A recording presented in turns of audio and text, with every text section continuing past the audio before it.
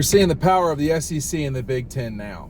Obviously, everybody's either been listening to this channel or they just agreed with me from the start. It's looking like buys for automatic qualifiers. In other words, people who win their conference in college football for the ACC, Big Ten, Big 12, and SEC.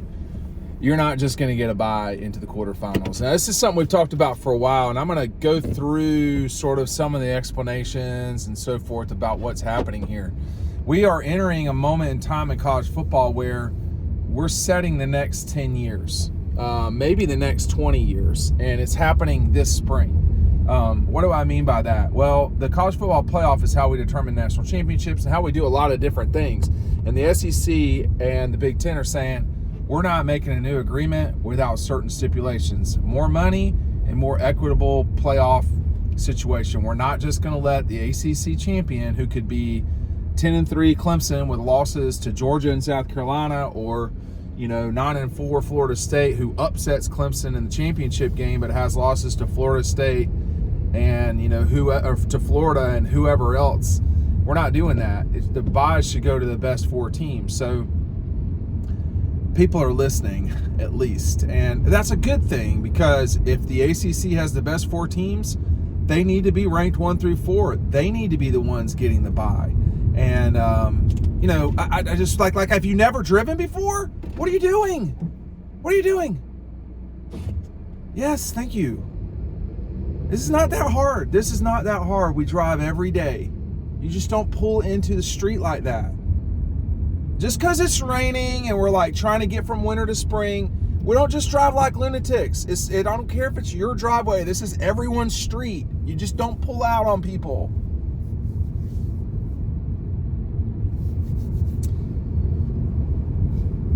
So when you look at the future, the SEC and the Big Ten, they have challenges too. There are revenue differences for a few teams in the Big Ten and the rest of their membership. But really, this is about equity moving forward. Everyone is going to get more money, including the ACC schools. And that's something that Florida State and Clemson have really been whining about. So they will get more revenue in the current college football playoff. But it needs to be that the top 4 teams are the top 4 teams, and not just Arizona because they won the Big 12, and then Florida State because they won the ACC, and then Michigan and Georgia. That's not how this should be. If this past year the top 4 teams didn't go, and frankly it cost Georgia a national championship.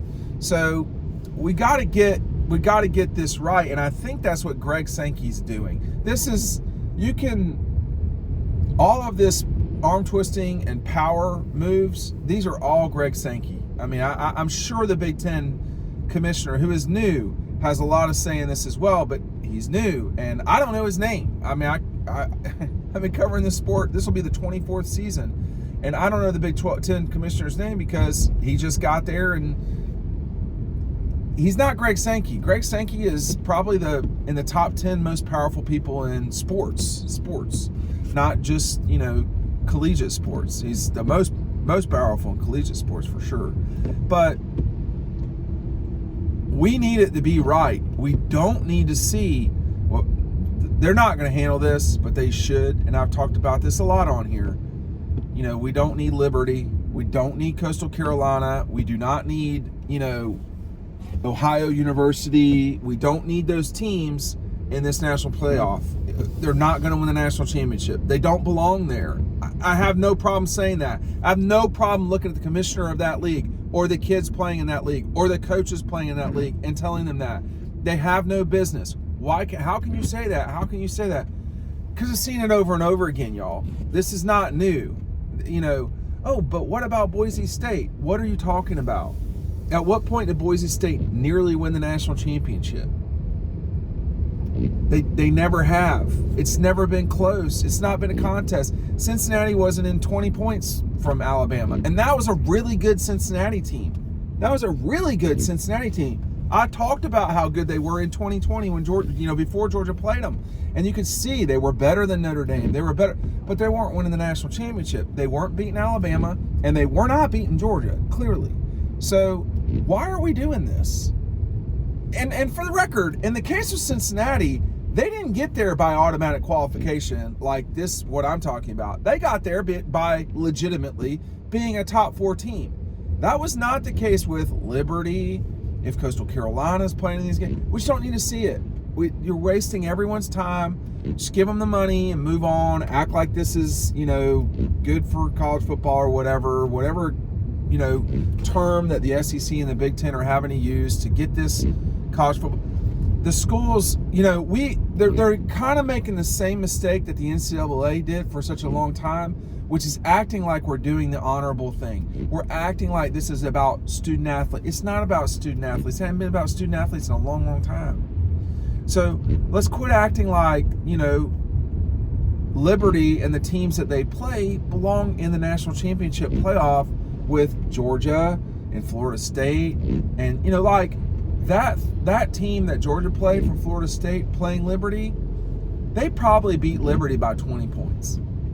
And, we don't need to see that because we saw Oregon dismantle Liberty. We saw, whoever, they don't need to be there. And they're taking up a spot of a team that, while they probably couldn't win the national championship, they're more qualified to be there, quite frankly. So I think that's wrong. That's not as wrong as the ACC just straight up getting a free pass to the quarterfinals. So I am glad to see that the SEC, particularly Greg Sankey and the Big Ten, are putting their foot down, saying, "Hey, listen, man, we need more money because we're going to have more teams, and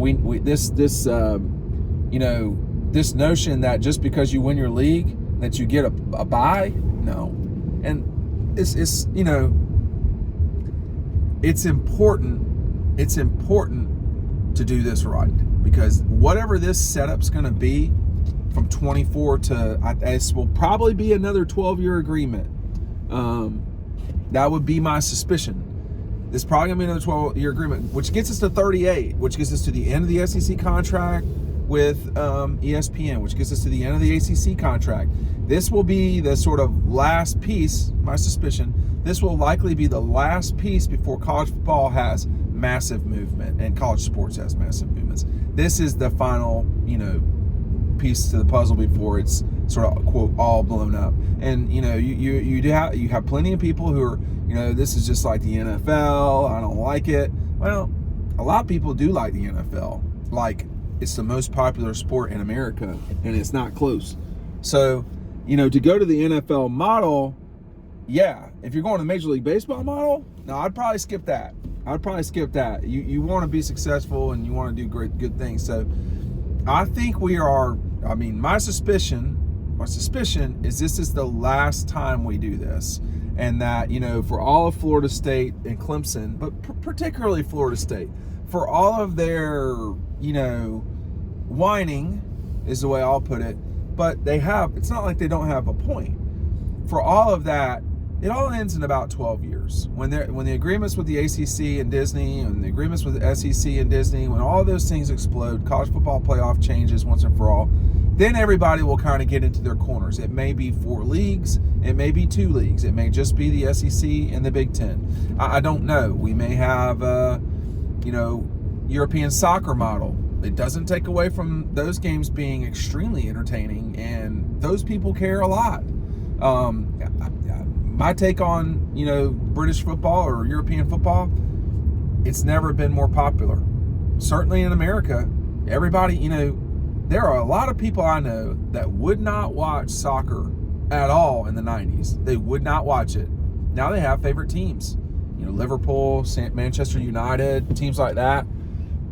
I mean, it's a huge thing. And so if college football goes to something where you have tiers, where if you're, Ohio State and you go 2-10, you're going to be playing in the MAC.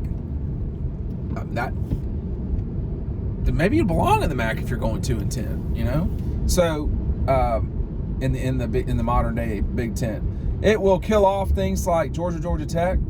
But I think, Georgia Tech killed off Georgia Tech a long time ago, decades ago. And, we're just seeing that come to fruition now. But I think that what the SEC is doing, pressuring with the Big Ten, pressuring about these conference champions not automatically getting buys, that is the smartest thing that we've seen in a long time, because there's no reason for what's happening, that what's been proposed to be happening. And by the way, it shakes free that Notre Dame can be in the top 4, which I know everybody hates Notre Dame, I guess. I mean, I don't really care. If they're one of the top 4 teams, they should be getting a bye. This is stupid. Thanks for watching.